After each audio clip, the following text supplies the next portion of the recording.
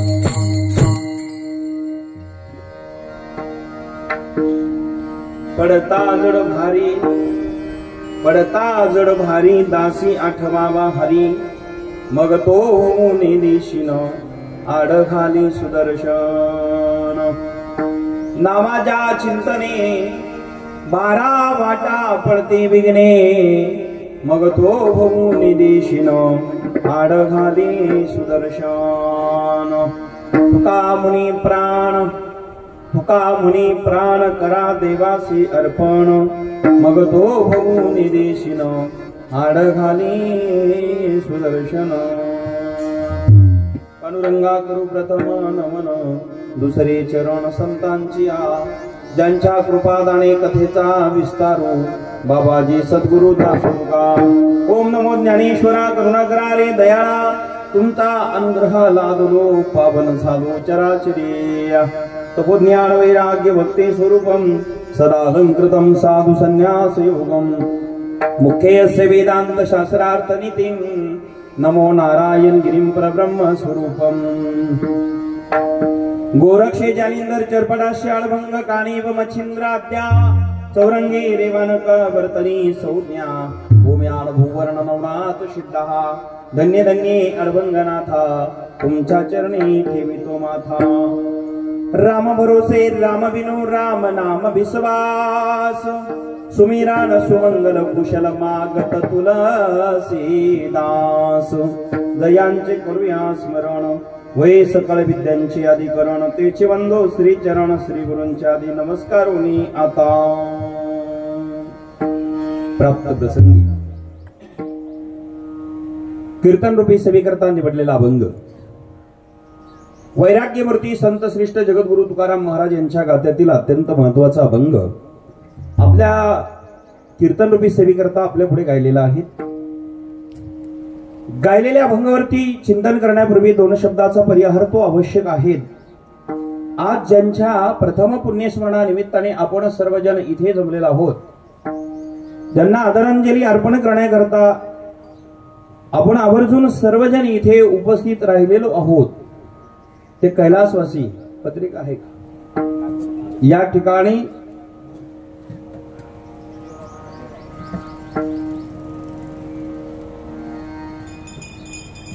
कैलासवासी ज्यांना आपल्यात न जाऊन 1 वर्ष झालेलं आहे, विजयराव अर्थात गोविंद मामा विजय रंगनाथ पाटील आढाव यांना आपल्यात न जाऊन 1 वर्ष झालेलं आहे आणि त्यांच्या प्रथम वर्ष श्राद्ध निमित्ताने आपण सर्वजण जमलेलो आहोत।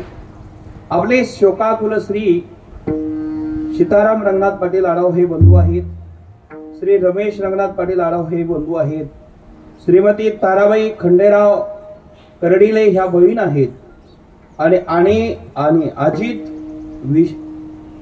अजित विजयराव आढाव पाटील हे चिरंजीव आहे, श्री अजय विजयराव पाटील आढाव हेही चिरंजीव आहेत, श्रीमती मंगलाताई विजयराव आढाव आणि सौभाग्यवती अर्चना बाळासाहेब पाटील गाडवे ह्या मुली आहेत। अशा समस्त हा सर्व परिवार आपल्यातून खऱ्या अर्थाने गेलेले विजयराव अर्थात त्यांना गोविंद मामा या नावाने सर्वजण आपण म्हणायचो आणि त्यांचं नाव मामा या नावाने प्रसिद्ध होतं। ज्यांनी ही तारीख माझ्याकडनं घेतली आग्रह करून ते रमेश भाऊ आढाव पाटील आणि त्यांच्या परिवाराने वेळोवेळी संपर्क साधून मला इथे ते काणेगावला घेऊन आले, त्यांना धन्यवाद देतो।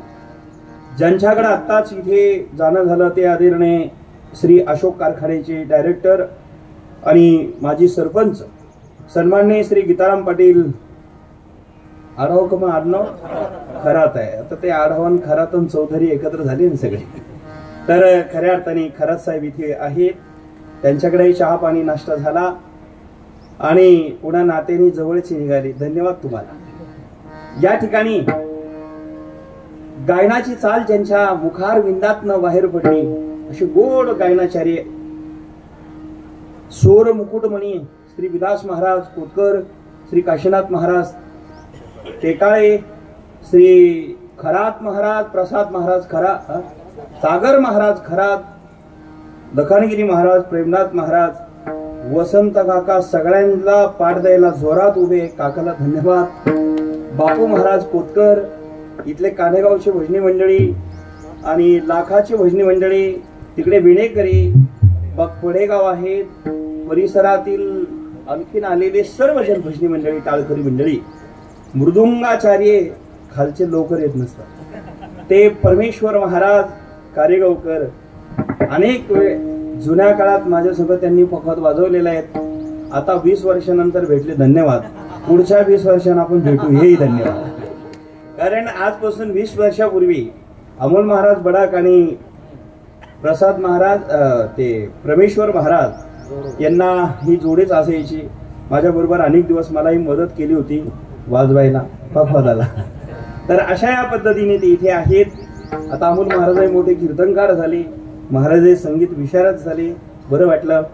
आणि अशा या पद्धतीने धर्मनाथ महाराज काकड पेटे मास्तर, आपण सगळे टोपीवाले, बिगर टोपीवाले, चष्मेवाले, बिगर चष्मेवाले, बर का, सर्वांना धन्यवाद देतो. माता भगिनी पुरुषजन आपण सर्वजन पाहुणे रावळे इष्टमित्र सखे सोयरे भक्तिरंग साऊंड सिस्टीम मात्र आवर्जून आहे. काका तुम्हाला धन्यवाद देऊ का तिकडे देऊ? हा म्हणजे बस पुढची पिढी चालली पाहिजे ना, कारण डबल ते काकाकडेच येतं ना, त्यामुळे त्यांनाही भाऊला धन्यवाद आमच्या. तर इथे सर्वजण आपण आहोत, भगवान परमात्म्याच्या चिंतना करता जमलेला आहोत. सर्वांना नवनाथ वाचक तुम्हालाही धन्यवाद बरं का. आपण सर्वजण आहोत या ठिकाणी उपस्थित. आता सगळेजण ज्येष्ठ श्रेष्ठ इकडचे महाराज हरिभक्ती पारायण बनकर महाराज, त्यांनाही धन्यवाद. रामभाऊ पाटील आपल्यालाही धन्यवाद. लिप्टे साहेब आणि बघ परिसरातील आलेली ज्येष्ठ श्रेष्ठ, आता सर्वांचे नाव मला ज्ञात नाही, पण सर्वांविषयी आदरभाव अंतकरणामध्ये आहे. सर्वांना धन्यवाद देतो आणि माझ्या विचाराला प्रारंभ करतो.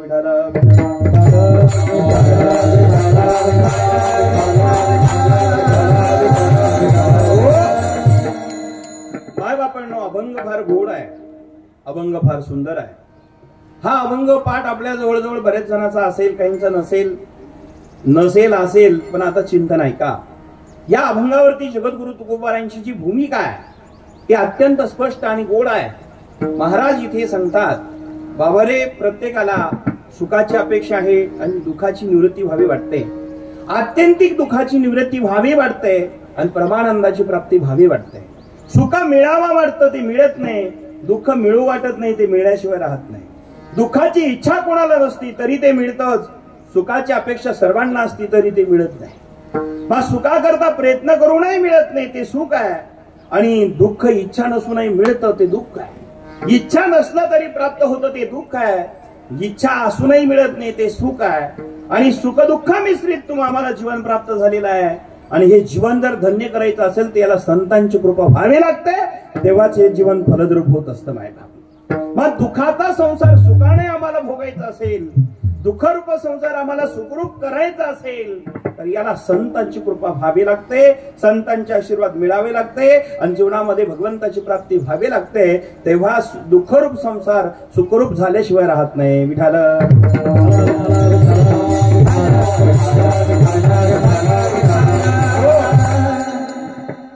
संसारामध्ये पावला पावलाला सुख मिळावा आम्हाला वाटतं, पण पावला पावलाला दुःखच मिळत आहे. जीवनामध्ये माणसं किती जगले याला फार महत्व नाहीये, पण ते कसे जगले याला फार महत्व आहे. फार वय झालं होतं, 100-200 वर्ष माणूस राहून काय क्रांती केली हो. वय 100च्या पुढे गेलं म्हणजे काय गिनीज बुकामध्ये नोंद होत नाही. पण आमच्या वयाच्या 16व्या वर्षी ज्ञानोबारायांनी ज्ञानेश्वरी दिली, गिनीज बुकामध्ये नोंद झाल्याशिवाय राहिली. बरं का खाडे गुरुजी, म्हणजे वयाने चांगलं काम जर केलं तर वय कमी असेल नाही तर जास्त असेल, क्रांती झाल्याशिवाय राहत नाही. 22व्या वर्षी समाधी घेतली ज्या ज्ञानोबारायांनी, पण त्या ज्ञानेश्वरीवर आजही PhD सुरू आहे. त्यांचं ज्ञान किती आहे त्याचा अजून कोणालाही थांग पत्ता लागला नाही. लक्षात येताना आपल्या सर्वांना थोडं सूर ठेवा. कल्पना करा, मग एवढं ज्ञान त्या ज्ञानेश्वरीमध्ये आहे बरं का. खऱ्या अर्थाने एक व्यक्ती, आपण सर्वजण सुशिक्षित आहोत, शिकलेली आहोत. मी ज्या व्यक्तीचं नाव तुम्हाला सांगणार आहे ते नाव तुम्ही अनुभवतात, आपण त्याचं नाव ऐकलेलं आहे बरं का. Doctor Vijay Bhatkar sir. ते आजही म्हणतात मी ज्ञानेश्वरी रोज वाचतो, पण अजून मला व्यवस्थित ज्ञानेश्वरी कळाली नाही. आता सांगा, ज्यांचं नाव जगात पसरलेलं आहे, संगणकाच्या माध्यमातून, कम्प्युटरच्या माध्यमातून, सुपर कम्प्युटर त्यांनी जगाला दिलं, त्याचे ते जनक आहे भारताचे, ते विजय भटकर सर, ते म्हणतात अजून मला ज्ञानेश्वरी कळाली नाही. आता सांगा, आपण वर्षातून एकदा पारायण करणारे विलास बाबा कधी कळणार आहे आपल्याला? काही काही माणसं म्हणतात आम्ही ज्ञानेश्वरी पारायण करून टाकले. किती टाकले? 108. अरे वा, 108 करून टाकले. खरं सांगा पेटी मास्तर, पारायण करून टाकायचे का घ्यायचे? टाकायचे नाहीये पारायण, त्यातनं घ्यायचे. आणि ज्ञानेश्वरीचे किती घ्यायचे महाराज? नामदेवरायांनी क्रांती केली.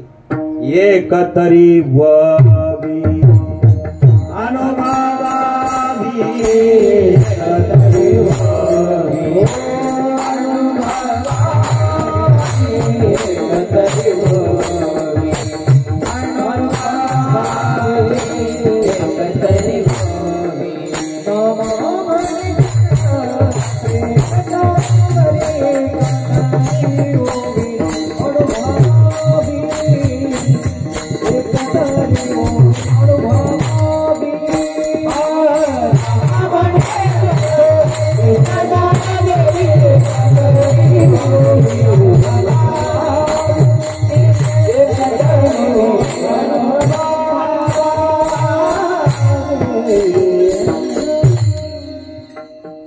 नामामुने ग्रंथ श्रेष्ठ ज्ञानदेवी, एक तरी ववी अनुभवावी.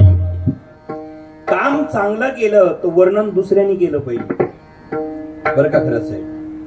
कारण आपलं वर्णन आपण खरंच करून चालणार नाही, करता येणार नाही आणि करणं योग्यही नाही. मित्रानेही वर्णन केलं यालाही फार महत्व नाही. खरा शत्रू जो असतो त्यांनी जर वर्णन केलं ते यथार्थ वर्णन असतं. तुकाराम महाराजाला जीवनभर ज्यांनी त्रास दिला ते रामेश्वर शास्त्री भट्ट आहेत, पण शेवटी तुकाराम महाराजांचा अधिकार कळाला आणि शरण आली, मग त्यांनी वर्णन केलं तुकाराम तुकाराम तुकाराम तुकाराम तुकाराम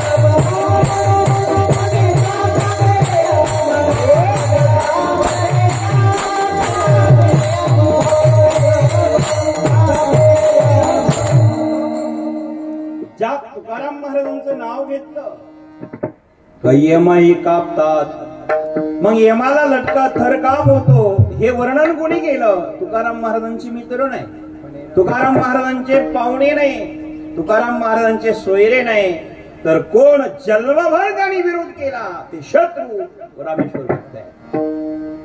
आता ऐकताय आपण? म्हणे रामेश्वर भट्ट दुजा, तुका विष्णू नाही दुजा. द्विजा आणि तुझा, द्विजा म्हणजे ब्राह्मण हा, आणि तुझा म्हणजे त्याच्यापेक्षा वेगळा नाही, बरं का? बापू महाराज, आमचे बापू महाराज फार विद्वान माणूस आहे. आळंदी संस्था सुटून आले, ते सुटून इकडं आले तेवढं बरं झालं. तिकडं गुंतले असते तर मग आम्हाला मिळाली नसते. मग सुटून किती शब्द भारी बघा बरं. काय काय माणसं म्हणतात सोडून दिली काय संस्था, ते वेगळे, आणि संस्था सुटून आलो ते वेगळे. बरोबर आहे ना? सोडून देणारे बरेच आहे, पण सुटणारे कमी आहे. विठ्ठल कळलं ना? पण हे रमेश भाऊ, आमचे रमेश भाऊ फार गोड माणूस आहे. 2-3 गावामध्ये मोठा संपर्क आहे. माझ्याकडे जेव्हा रामदासजी महाराज कर्नालकर यांना घेऊन आले, त्याला बरेच वर्ष झाली. जंगल होतं, ऐरण्य होतं, आणि काय तो आनंद पहिल्या वेळेस आले होते, आठवतं ना? काय तुमच्या गावाचं भाग्य हो, या परिसराचं. इथे थोर महान संत श्री श्री 1008 श्री स्वामी रामदासजी महाराज कर्नालकर यांचे आशीर्वाद या परिसराला प्राप्त झालेले आहेत. भाग्यवान सर्व मंडळी तुम्ही आहात. कारण बाबा वैवृद्ध आहेत, ज्ञानवृद्ध आहेत, तपोवृद्ध आहेत, या सगळ्या गोष्टींनी परिपूर्ण असणारे जीवन ज्यांचं आहे ते रामदासजी महाराज कर्नालकर हरियाणाचे आहेत. त्यांचे आशीर्वाद, त्यांची कृपा, त्यांचं सानिध्य, त्यांची सेवा पडेगावसह या पंचकृषीला प्राप्त होते. हे तुमचं जन्मजन्मीचं पुण्य आहे. विठ्ठल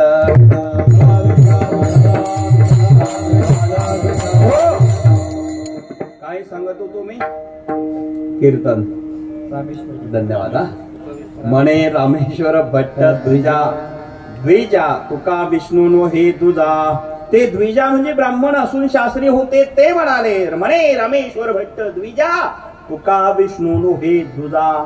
शब्द फार गमतीचे असतात. ते दुजा म्हणजे वेगळा नव्हे, एवढी त्यांची हिमया होती, अधिकार होता. ते तुकाराम महाराज विष्णू आणि ते दोन नाही. तुकेता तुलने से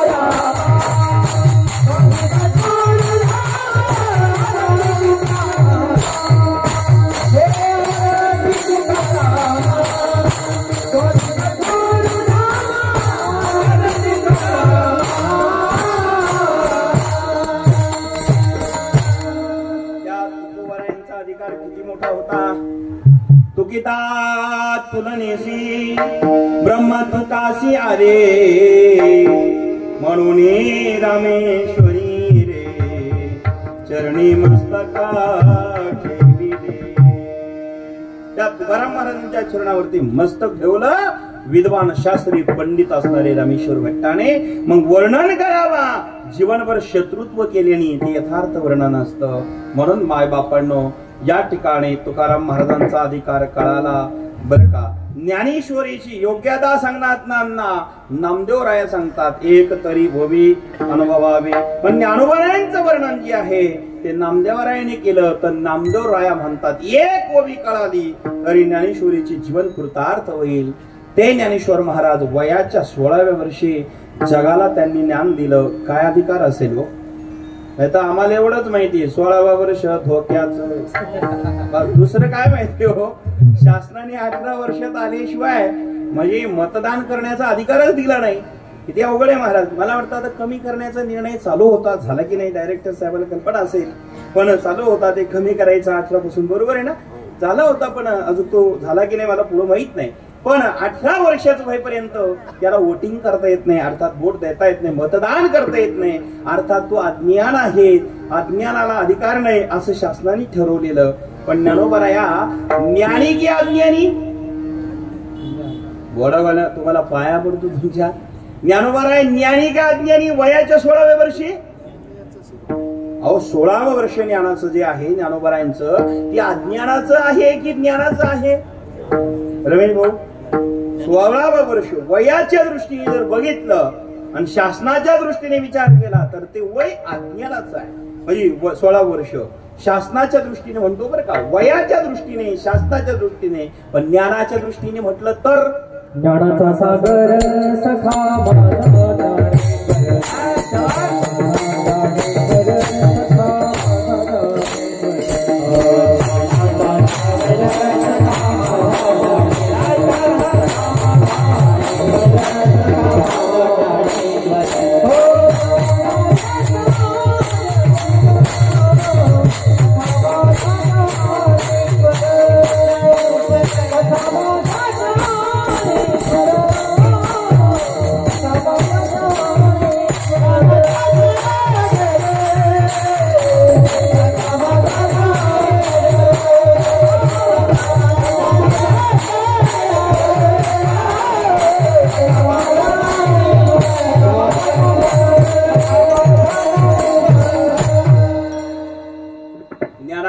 सागर सखा माझा ज्ञानेश्वर.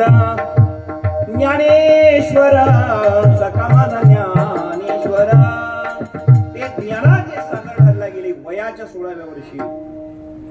सांगा ज्ञानोबरायांचं ज्ञान हे अगाध आहे, विशाल आहे, अवर्णनीय आहे, अगणित आहे. समुद्रासारखं विशाल ज्ञान ज्यांच्याकडे होतं ते ज्ञानेश्वर महाराज वयाने जरी लहान होते पण ज्ञानाने महान होते. ज्ञानाचा सागर, ज्ञानांचा राजा, बरं साधकांचा मायबाप. विशेषण जर बघितले जेवढे जगातले ज्ञानी झाले त्यांचे राजे कोण आहे? ज्ञानेश्वर महाराज आहे.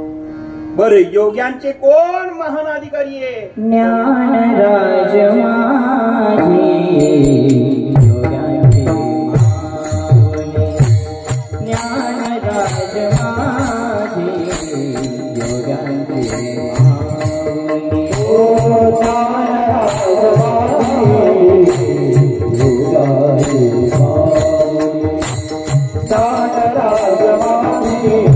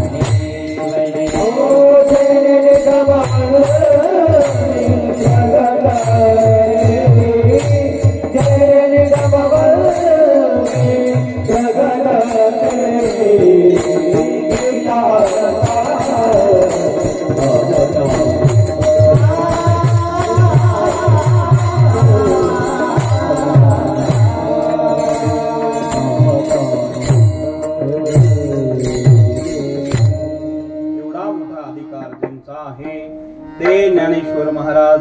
म्हणजे संत वयाने मोठे असतात, संत ज्ञानाने मोठे असतात, संत कार्याने मोठे असतात, संत विचाराने मोठे असतात. त्याला संत म्हणतात, ध्यानात ठेवा. नाहीतर माणसं वयाने फार मोठे झाले पण याचे त्याचे गुणदोष पाहतात, त्यांच्यासारखे संकुचित जगात कोणीच नाही. माणूस सगळं आहे तरी काय हो, आपला संसार सुद्धा पूर्ण नीट व्यवस्थित करत नाही, वय निघून जातं.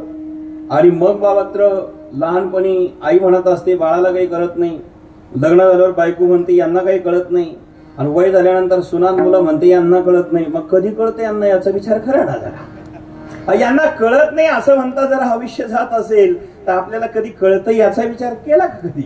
ते हे तरी कळलं पाहिजे ना, काय कळलं पाहिजे. हे जर नाही कळलं तर काय होणार आहे? हे जरी नाही कळले बरं का, आता वेळ होईल ना, एक प्रमाण 5-7 मिनिटातून द्या म्हणजे मग दोघांना बरं वाटेल. ते काय होईल म्हणणारे गोड फार आहे पण मग खालचे म्हणतील बाबा ते नुसते प्रमाण झाले असं नको. प्रमाणात द्या, पण प्रमाणात द्या म्हणजे साखर पडेल दुधात. बिडाला बरं का काशीनाथ बाबा येऊ तिकडे, हे जरी नाही केलं पण शेवट बस सावध राहा. बस त्या दिवशी विलास बाबा ते युट्यूबला कीर्तन आहे ते शिवरात्रीचा काल्याचं पूर्ण महाराष्ट्रातल्या भारतातल्या लोकांनी ऐकलंय. काय मजा आली हा. माडूक सेंटरला माहेगाव माडूक सेंटर काला. बस काय गायलंय तुम्ही, मजा आली. देगाणा घातला तर कोणता अध्यात्माचा, नाहीतर मग ते सैराट नको देगाणा. आपला अध्यात्माचा आहे. माझा मुद्दा ऐका, काय सांगत हो तुम्ही? कीर्तन मला स्वर द्या ना मला. विडाला विडाला पुढे घ्या मला. विडाला विडाला विडाला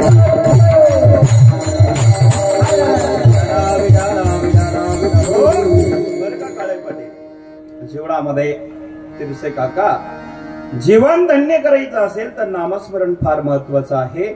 आणि मग वयापेक्षा ज्ञान महत्वाचं आहे. तुकाराम महाराज ज्ञानाने मोठे, बरं वय 42 वर्षपर्यंत राहिले. बरं कार्य त्यांचं असं होतं, जीवनामध्ये सफलता करत असताना प्राप्त करून घेतले. भगवंताचं चिंतन करतात. रात्रंदिवस दिनरजनी हाची धंदा, गोविंदाचे पवाडे. रात्र ना कळे दिवस ना कळे, अंगी खेळे दैवत हे चिंतनात राहिले. मग जे चिंतनात आहे ते चिंतन सांगू शकतात.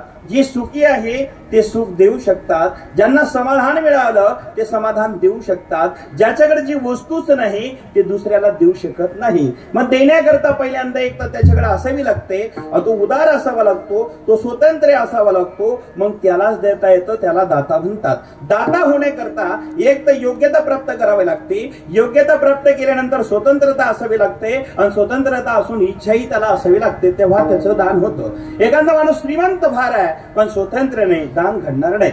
बरं श्रीमंत आहे स्वतंत्र नाही, जरा त्याला काही मागायला गेले तर तो म्हणतो हे बघा काही हरकत नाही तुम्हाला मदत करायला, पण तिला विचारतो मग सांगतो. म्हणजे तिला विचारून सांगणारा जर असेल तर सांगा डायरेक्टर साहेब खरंच तू दाता होईल का? तो दाता होणार नाही. बरं का रमेश भाऊ, दाता होण्याकरता पहिल्यांदा योग्यता असावी लागते, अर्थात श्रीमंती असावी लागते, दुसरं स्वतंत्र असावे लागतं, आणि तिसरं असणारी इच्छा असावी लागते. इच्छा असावी, स्वतंत्रता असावा, आणि पुन्हा तो श्रीमंत असावा, तरच त्याच्या हाताने दान घडेल. मग ज्ञानाच्या बाबतीत तसंच आहे, पहिल्यांदा इच्छा असावी, योग्यता असावी, ते ज्ञान प्राप्त करता यावं, करून घ्यावं, आणि घेतलेलं ज्ञान पुन्हा इतरांना द्यावं. मग घेतलेलं जर दिलं तर ते ज्ञान फलद्रूप होतं. मग ज्ञान असेल, धन असेल, पद असेल, हे जोपर्यंत दुसऱ्याला देत नाही, पदावरनं सेवा द्यावी, ज्ञान मिळवलेलं दान करावं, आणि धन दान करावं. धनाने खऱ्या अर्थाने दान जर धन केलं तरच धनाची शुद्धी होते. म्हणजे धनाची शुद्धी करायची असेल तर दानाने होते, तनाची शुद्धी करायची असेल तर सेवेने होते. सरपंच साहेब सेवेने शुद्धी होते. बरं का किशोर पाटील? विठाला विठाला.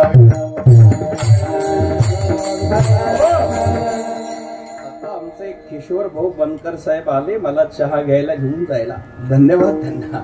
मायबाप ऐका, माझा मुद्दा इथे असा आहे, धनाची शुद्धी दानाने होते, तनाची शुद्धी सेवेने होते, आणि मनाची शुद्धी ध्यान भक्तीनेच होते. म्हणून भजन भक्ती केलीच पाहिजे तर मन शुद्ध होईल. सेवा केल्याशिवाय तन शरीर शुद्ध होणार नाही, आणि दान केल्याशिवाय धन शुद्ध होणार नाही. म्हणून आपल्याकडे परंपरा आहे, कीर्तन झाल्यावर दक्षिणा देऊनच दर्शन घ्यावं, ही परंपरा आहे की नाही? परंपरा सहज विचार केला बा जाता जाता काय गेलाच बा, म्हणजे माझंही जमलं तुमचंही जमलं बा असं.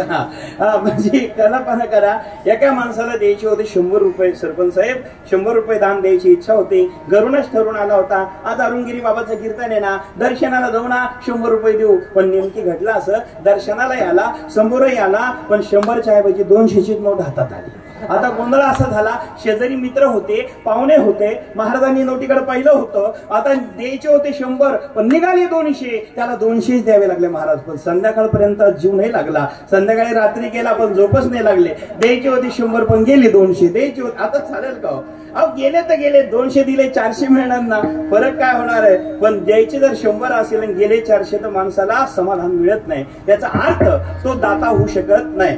दान देताना मोकळ्या इच्छेने पाहिजे, मोकळ्या मनाने पाहिजे, आणि सो इच्छाने ते दान केलं पाहिजे. त्या धनाचं शुद्धी तेव्हा होते, नाही तर इच्छा नसेल कंजूषाने दान करून धन शुद्ध होत नाही महाराज. म्हणून गंगागिरी बाबांचे वाक्य, तन मन धनानी परमार्थ करा, त्याच्या जीवनात पुढे कमतरता येत नाही. विठाल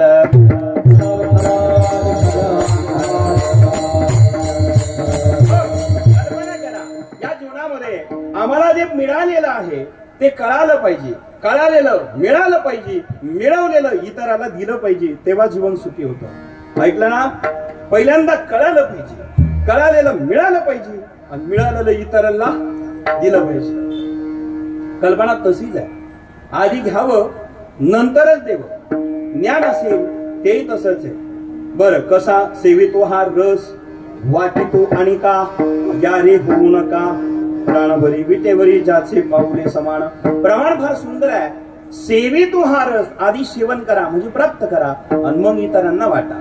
ज्ञान धन पद प्रतिष्ठा ह्या सगळ्या गोष्टी यामध्ये आल्या, आणि म्हणूनच तुकाराम महाराज म्हणतात, मी जगातला सर्वात सुखी आहे, आणि ते सुख मी तुम्हाला देण्याकरता आलेलो आहे. बरं जे सुख तुम्हाला पाहिजे असेल तर ते भगवान परमात्म्या जवळच आहे, त्याच्याशिवाय जगात सुख कोणाकडे नाही. जगात जर खरा सुखी कोण असेल तर विश्वरच आहे, विश्वराशिवाय दुसरा जगात कोणी सुखी नाही. सुखरूपा ऐसा तुझा कोण सांगा, माझ्या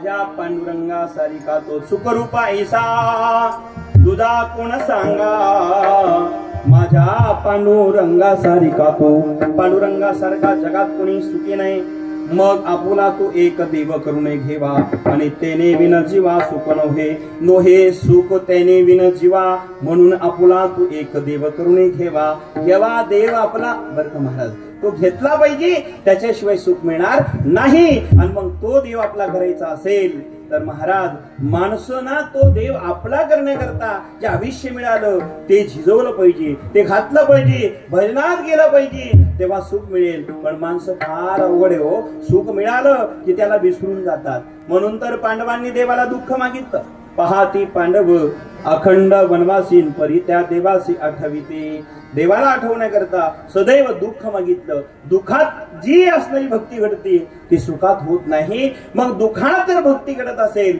तर ते खरं दुःख नाही आणि म्हणून ते दुःख नाही ते सुख आहे भगवंताची भक्ती घडते संकट पडलं की आम्ही भगवान परमात्म्याचा धावा केला पाहिजे त्याचीच आठवण केली पाहिजे आणि तोच आम्हाला कामाला येणारे अन्यथा दुसरा कोणी नाही कल्पना करा महाभारतातले एक विषय आपल्या पुढे मांडतो अगदी थोडक्यामध्ये कौरव पांडव एकत्र आले माणसं एकत्र आले की चांगले कामं करतात चांगली गोष्ट आहे बरं का यायला पाहिजे एकत्र माणसाने आता सगळेच जण एकत्र येऊ लागलेले आहे म्हणजे आपल्या कानेगावमध्ये बाकी तुम्हाला सगळं माहिती वर काय चाललं ते सांगायची गरज नाही आपल्या गावात काय चाललंय ते आपल्याला माहिती आहे माझा मुद्दा इथं आहे नवीन आता मजा येईल अगदी 7 जून पर्यंत ना बस म्हणजे तुमच्याकडूनच घेतो ना माहिती बरं का महाराज मजा येईल चांगली गोष्ट आहे आनंद आहे ज्याच्या कामाची पावती त्याला मिळते चांगलं काम केलं की फळ प्राप्त होत असतं माझा विषय काय चालला आता ऐका मायबापांनो घटना अशी घडली जेव्हा कौरव आणि पांडव एकत्र आले पण मामा शकुनी फार विचित्र होता कधी कधी माणसं चांगले आली ना तीर्षे काका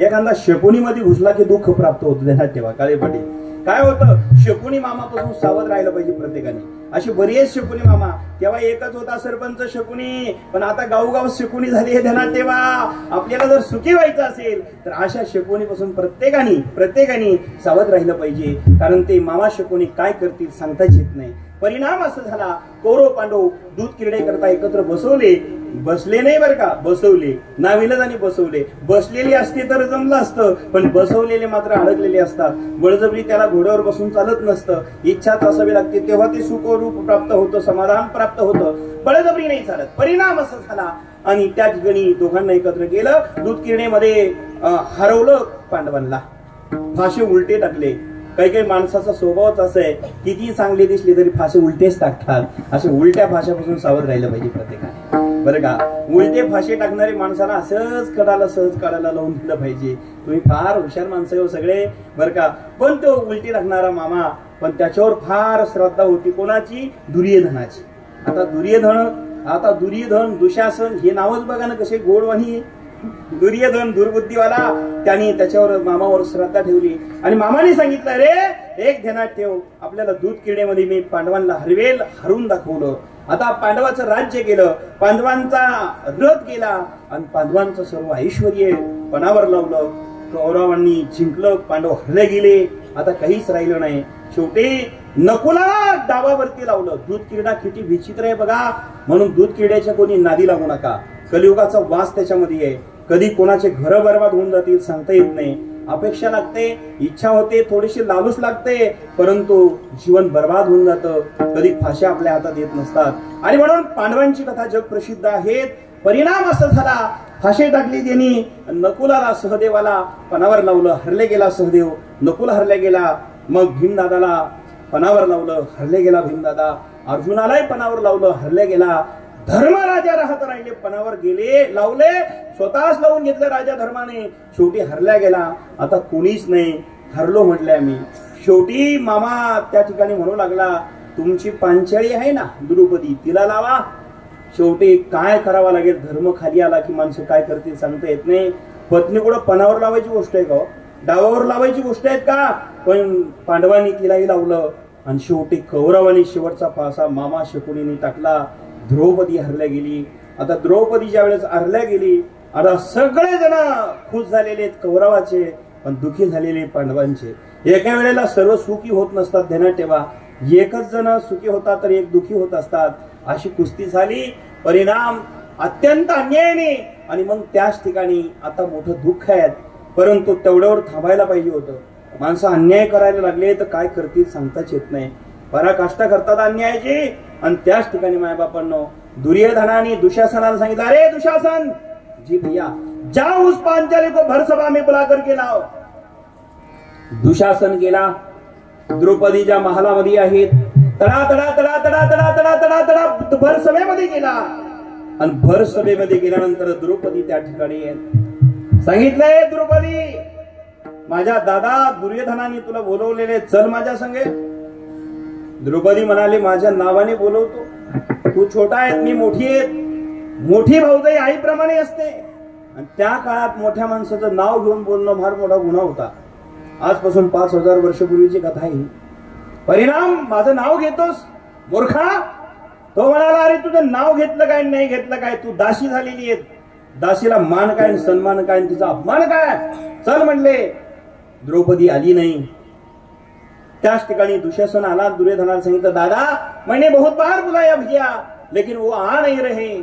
आणि मग लाल डोळे केलेला दुर्योधन म्हणाला, दुशासन ऐसी नहीं आती होगी तो जाओ उसके बाल खींच करके पकड़ के लाओ. परिणाम असा झाला, दुर्योधनाने सांगितल्यावरून दुशासन परत गेला आणि सांगितलं, आता जर आली नाही तर केस धरून वडीत नेईल. तिच्या केशाला हात घातला आणि वडीत वडीत वडीत सभेत नेली. महाराज कौरवे पांचाळी सभे कौरवे पांचाळी सभे माझे आले. कौरवे पांचाळी सभे माझे आले. कौरवे पांचाळी सभे माझे आले. वसरे हरणे वसरे वसरे हरणे वसरे कैसी धारी माहुली. कैसी कैसी धारी माहुली. कैसी धारी माहुली. आपा दुर्गंगे जय हो पांडुरंगे. ओ पांडुरंगे जय हो पांडुरंगे.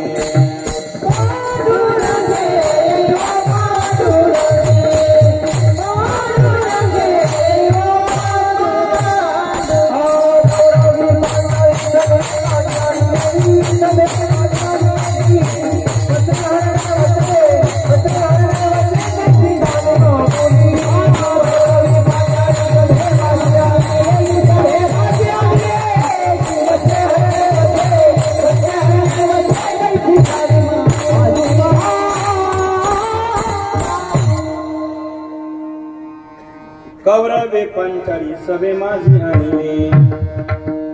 आणि उडीत उडीत उडीत उडीत आणली. महाराज वसरे हरणे वसरे वसरे हरणे वसरे कैशी झाली माहुली. पांडुरंगे जय हो पांडुरंगे.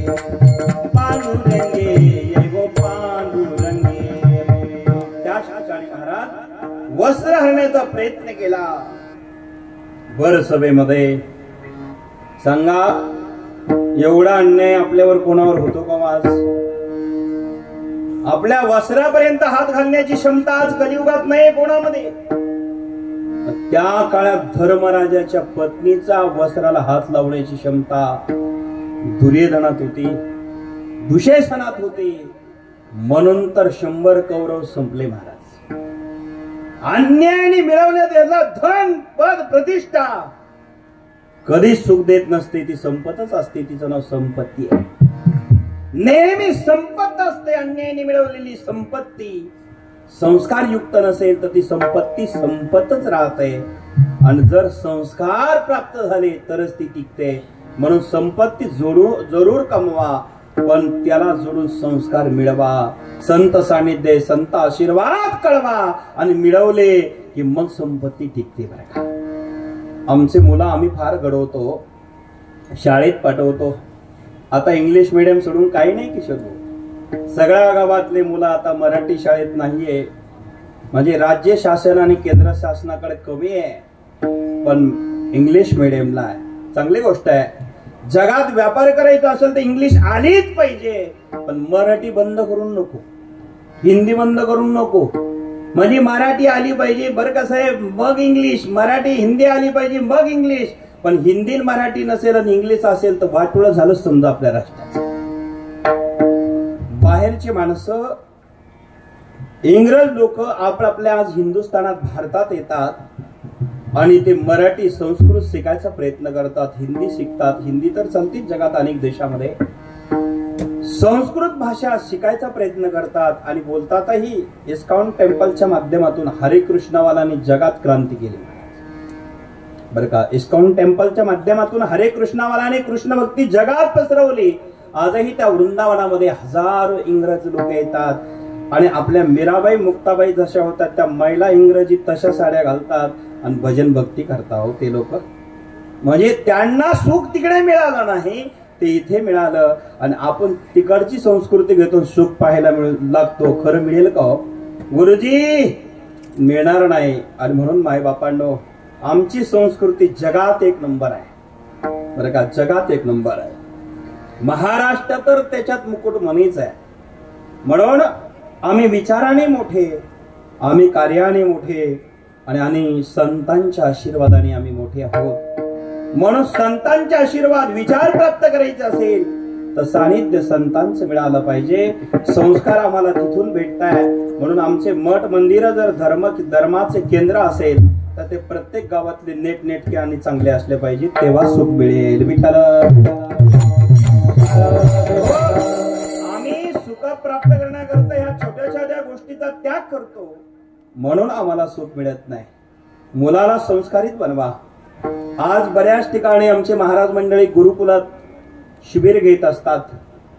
अनेक ठिकाणी साधू संत, आमच्या अडबंगणातलंही बालसंस्कार शिबिर आम्ही वर्षभर लोकांना वेळ देतो, पण 15 दिवस मुलांना बरं का. सरपंच साहेब, डायरेक्टर साहेब, 15 दिवस मुलासाठी.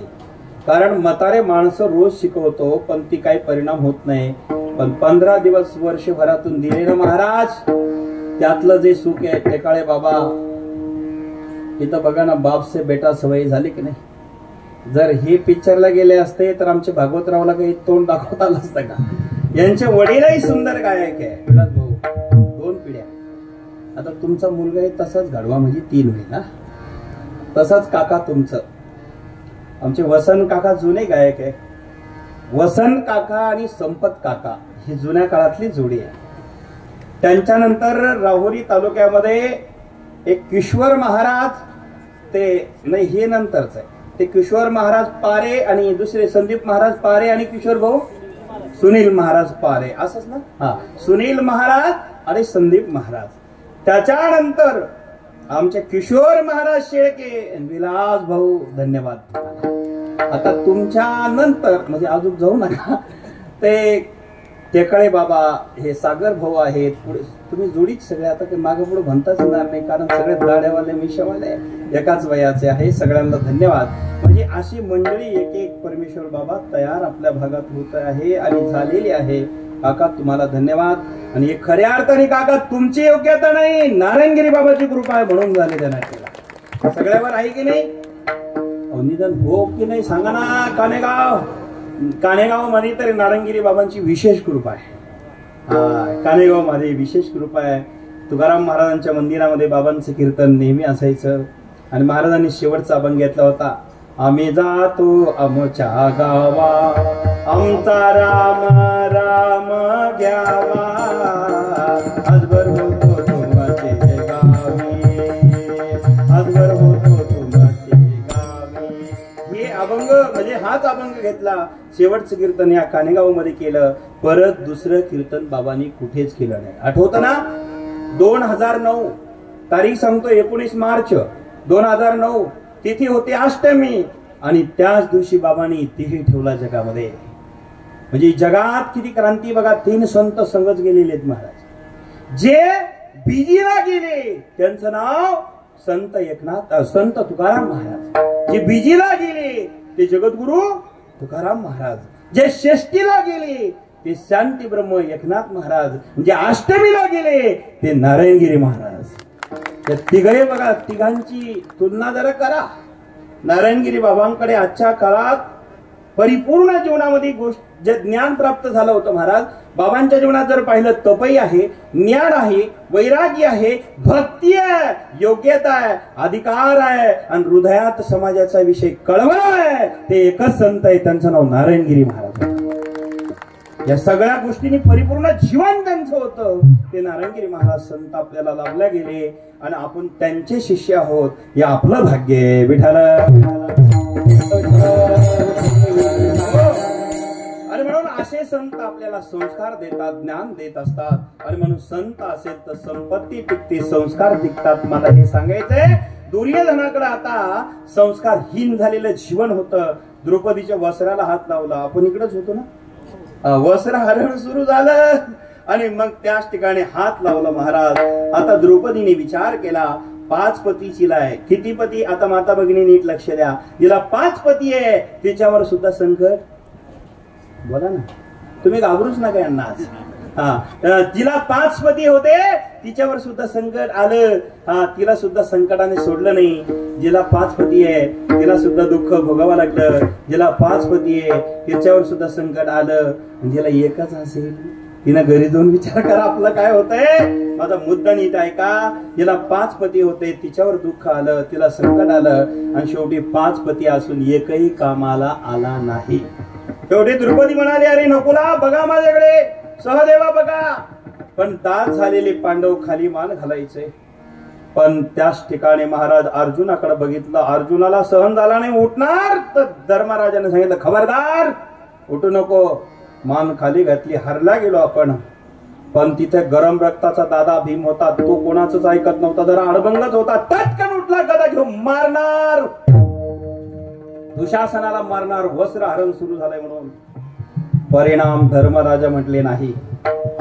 आपण दास झालेला आहोत, आपण गुलाम झालेला आहोत. मालका पुढे बोलायचं नाही, हा धर्म आहे. भीमा खबरदार, भीमा जर गदा घेतली तर. एवढा बलाढ्य भीम होता, पण आदेश नसल्यामुळे गदा खाली ठेवावी लागते. धर्मासारखी ताकद आपल्या हात आहे. अधर्म होणं असेल तर आमच्या भारताची मिलिटरी वाटोळ केल्याशिवाय राहणार नाही बाकीच्या शत्रूंना. पण आदेश देण्याची क्षमता जर असेल तरच ते घडेल. म्हणून मायबापांना धर्मराजाने सांगितलं, आता इथे आदेश देता येणार नाही. धर्म आमच्याकडे जरी अन्याय होत असेल, नीट ऐका, परंतु आपण गुलाम झालो, गदा खाली ठेवली. शक्ती आहे, आदेश नाही. तसंच असतं ना.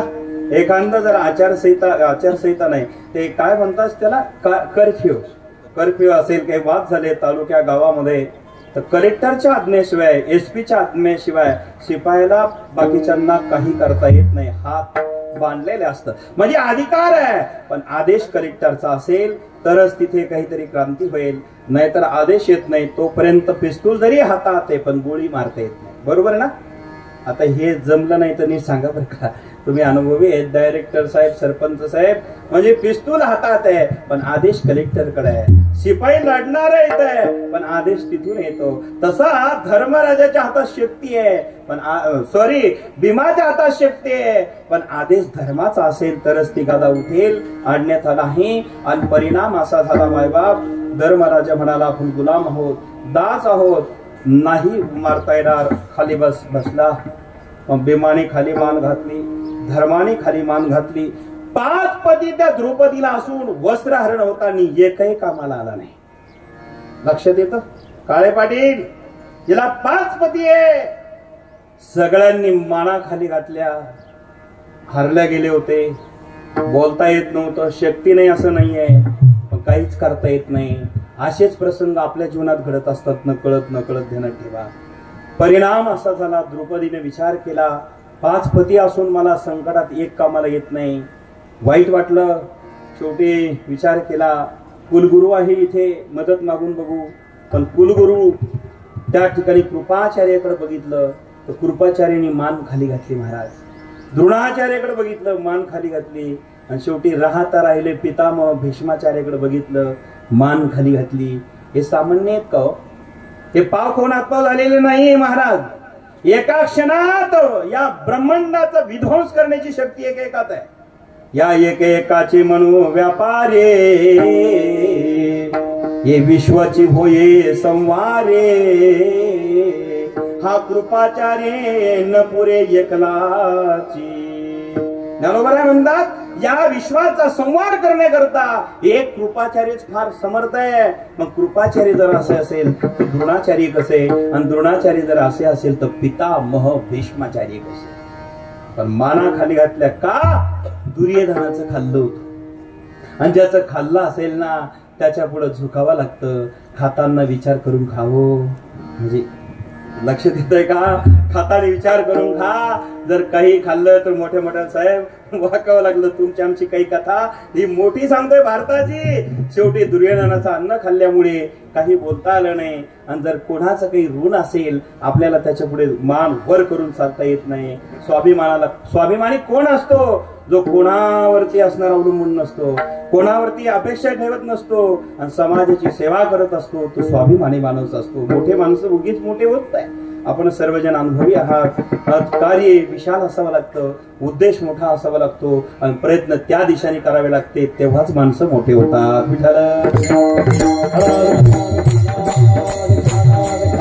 माझा मुद्दा इथे असा आहे सगळं झालं पण दुर्योधनाचं अन्न खाल्ल्यामुळे मना खाली घालाव्या लागल्या. सामान्य नाहीये तरी पण काहीच कामाला द्रौपदीला आले नाही. आता राहत राहिले सासरे ते म्हणजे धृतराष्ट्र आंधळे.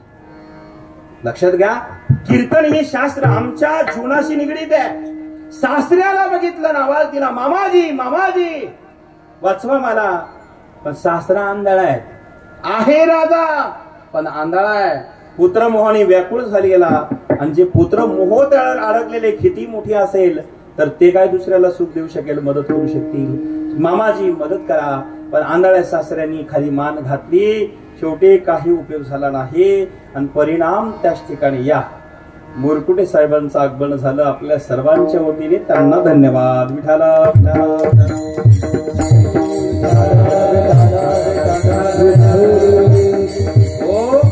आता मुरकुटे साहेब आले म्हणजे 12 वाजलेले असणार. बरोबर आले ते. या साहेब बसा. तर ते येतच असतात. आपल्यावर विशेष प्रेम आहे. या सिद्धार्थ माय बापांनो माझा मुद्दा इथे असा आहे. मग मात्र या सगळ्या गोष्टी करता करता जीवन हे धन्य झालेलं संतांचं असतं माणसाचं नाही. परिणाम मामा धृतराष्ट्राने मान खाली घातली. नावेलाच झाला. द्रौपदीला कोणी कामाला येत नाही. पहिल्यांदा पतीचा आश्रय मागितला. हरले गेलेले पती कामाला आले नाही. दुसऱ्यांदा गुरुदेव पितामह सासू सासरे पितामहाचे पितामह भीष्माचार्य आणि शेवटी राजा धृतराष्ट्राकडे मागणी केली पण मदत मिळाली नाही. शेवटी आता अन्य आश्रय संपले आणि मग तिने विचार केला मी जर काही पुण्य केलं असेल तर आता भगवत आश्रयच मला कामाला येईल. जोपर्यंत आम्ही अन्य आश्रयावर मदत विश्वास ठेवतो, अन्य आश्रयावर आमचा विश्वास असतो तोपर्यंत भगवत आश्रय आम्हाला प्राप्त होत नसतो. ध्यानात ठेवा. भगवत आश्रय स्वीकारायचा असेल तर अन्य आश्रमांचा विश्वास सोडावा लागेल आणि भगवत आश्रयावर आपला विश्वास ठेवावा लागेल. आता अन्य आश्रय संपले. आता कोणाचाही आश्रय मिळाला आणि त्याच ठिकाणी आश्रय कोणाचा नसल्यामुळे आता भगवत आश्रय स्वीकारला. भगवंताला सांगितलं हे देवा हे ईश्वरा तुझ्याशिवाय आता जगात माझं कोणी नाही. तेरे बिन मेरी कवन खबर आले तेरे बिन में. हे देवा हे ईश्वरा तुझ्याशिवाय बर का विलास महाराज तेरे बिन मेरी कवन खबरले गोवर्धन गिरधारी. हे कृष्णा धावर लवकरी. आता तू धावून ये. मग तिथे धावून ये म्हटल्यानंतर कुठे गुंतालासी द्वारकेचा राया वेळ का सकया लागलेला. भगवंता त्या ठिकाणी आले आणि मग मात्र तिला वस्त्र पुरवले. 100 कौरवाकडून वस्त्र फेडता आले नाही. संकट निघून गेलं. द्रौपदीला संकटात कोण कामाला आलं? भगवंतच आला. पहिलं चरण पडता जड भारी पडता जड भारी पडता जड भारी पडता जड भारी पडता जड भारी पडता जड भारी पडता जड भारी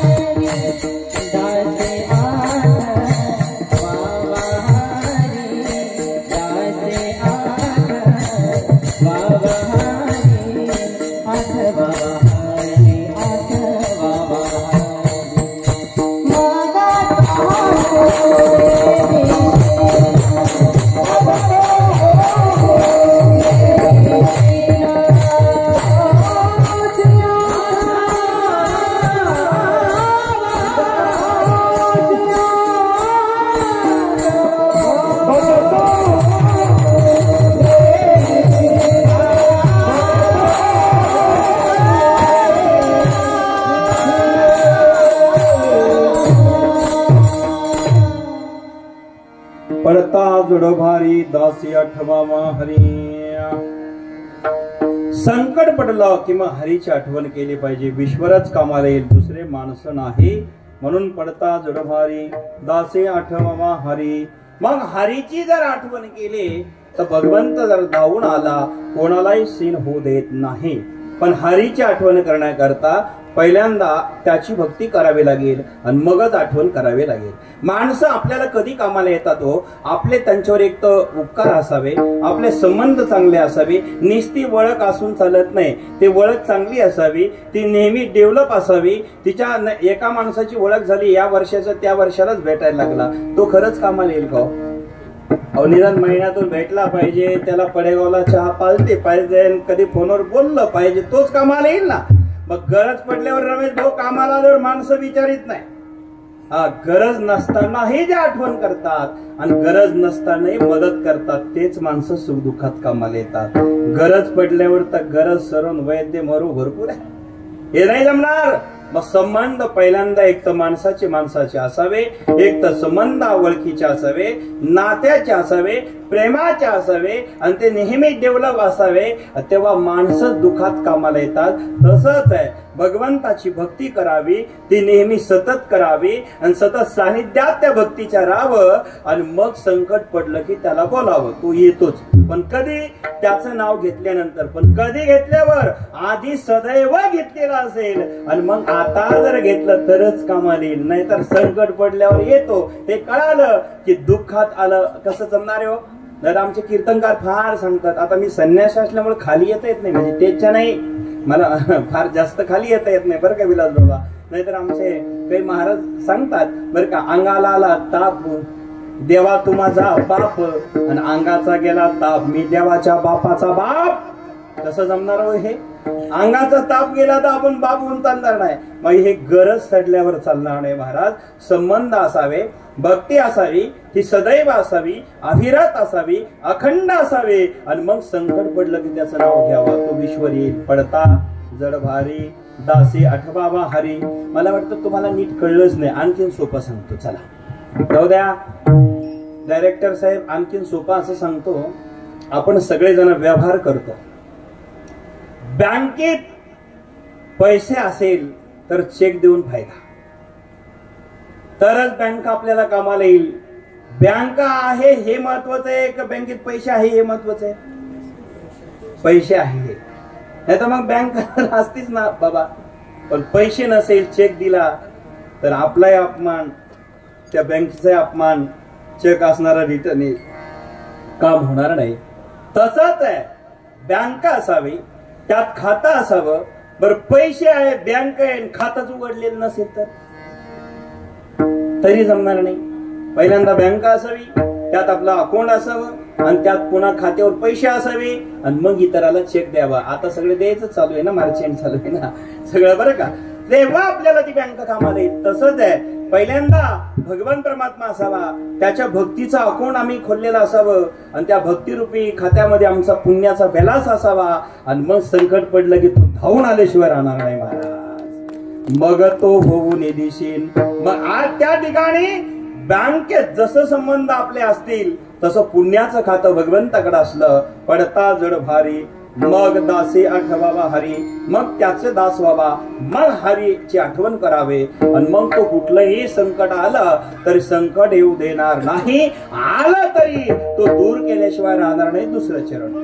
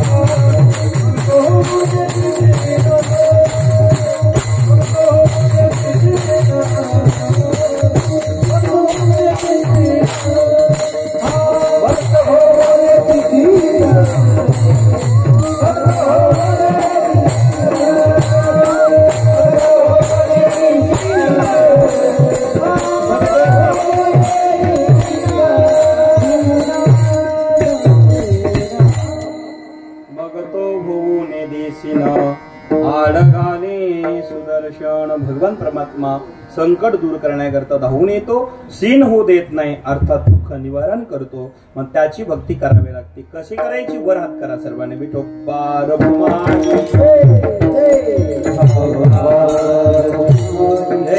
विठोबा रघुमाई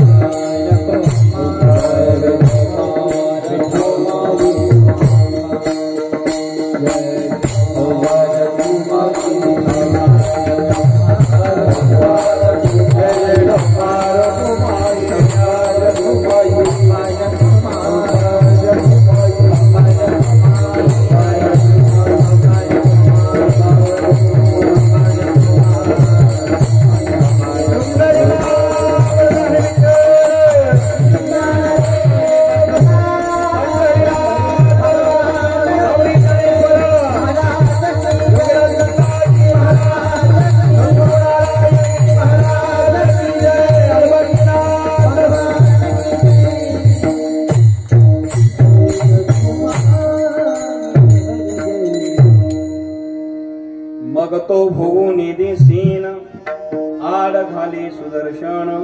भगवान परमात्मा सुदर्शन नावाचं चक्र घेऊन येतो, शीन होऊ देत नाही.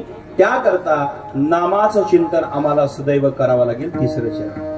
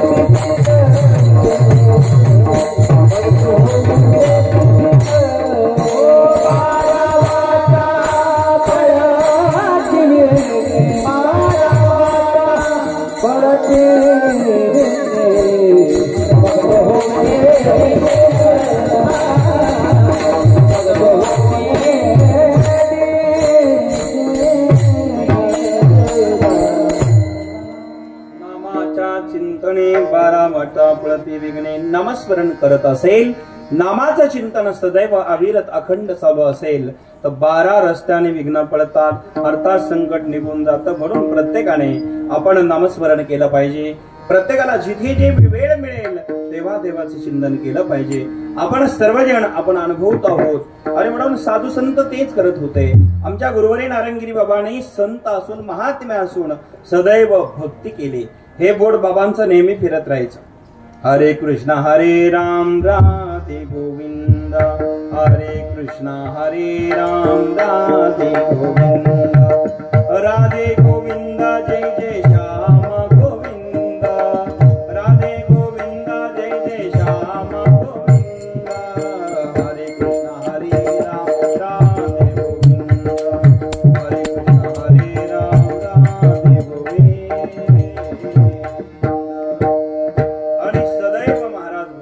चालायची बरं का पत्रकार साहेब, कुलप साहेब. परिणाम सदैव नामस्मरणात तल्लीन होते ते नारंगिरी महाराज. आणि संत नामस्मरण करतात आणि तेच दुसऱ्याला शिकवतात. म्हणून कामामध्ये काम, काही म्हणा राम नाम, जाईल हा भवश्रम, सुख होईल दुःखाचे. आणि मग सुखाचं आपल्याला दुःख जे आहे नष्ट होईल, सुखाचा परमार्थ प्राप्त होईल आणि भगवंताची प्राप्ती झाल्याशिवाय राहणार नाही. म्हणून नामाच्या चिंतने 12 वाटा प्रति विघ्ने संकट आलेलं पळून जाईल. आणि मग मायबापांनो आपल्या जीवनातली अवस्था अशी प्राप्त व्हावी की आमचं जे जीवन आहे त्याला अर्पण करावं आणि प्राण देखील देवाच्या चरणी समर्पित केला आणि त्याला अर्पण केलं तर जीवन धन्य झाल्याशिवाय राहत नाही. तुकाराम महाराज म्हणतात प्राण देखील आमच्या कानुपत्रेने पांडुरंगाच्या दर्शनाला गेली, अर्पण केला आणि जीवन धन्य झालं. शेवटचे चरण तुका म्हणे प्राण,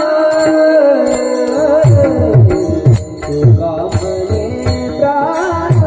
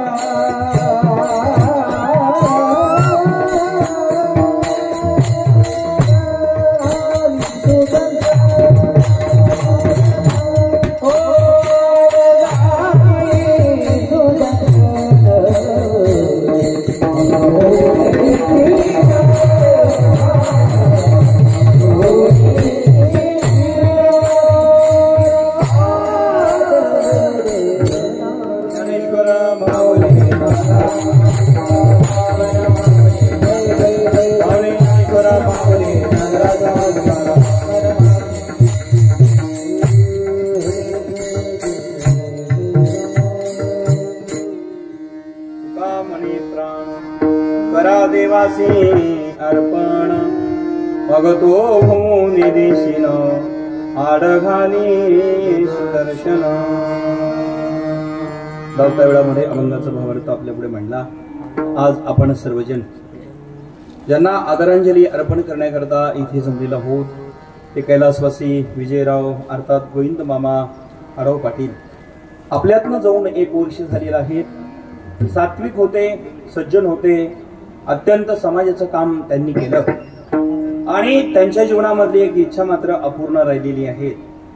श्री श्री 1008 रामदासजी महाराज कर्नालकर यांना घरी आणून जेवण देण्याची इच्छा होती, पण त्याच्याच पूर्वी आयुष्य संपलं आणि त्यांना जावं लागलं.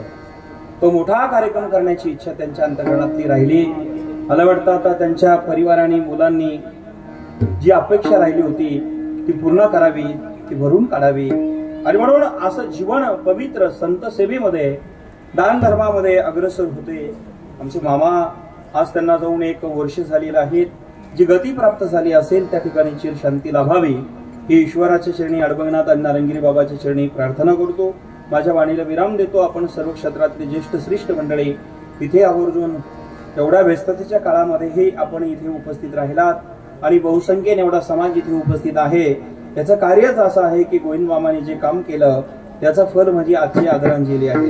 या ठिकाणी गायनासाठी आमचे विलास महाराज खोतकरजी, या ठिकाणी तेकाळे महाराज, सागर महाराज, लखनगिरी प्रसाद महाराज, या ठिकाणी परमेश्वर महाराज, बापू महाराज आणि आदी करून आपण सर्वजण या ठिकाणी आहोत.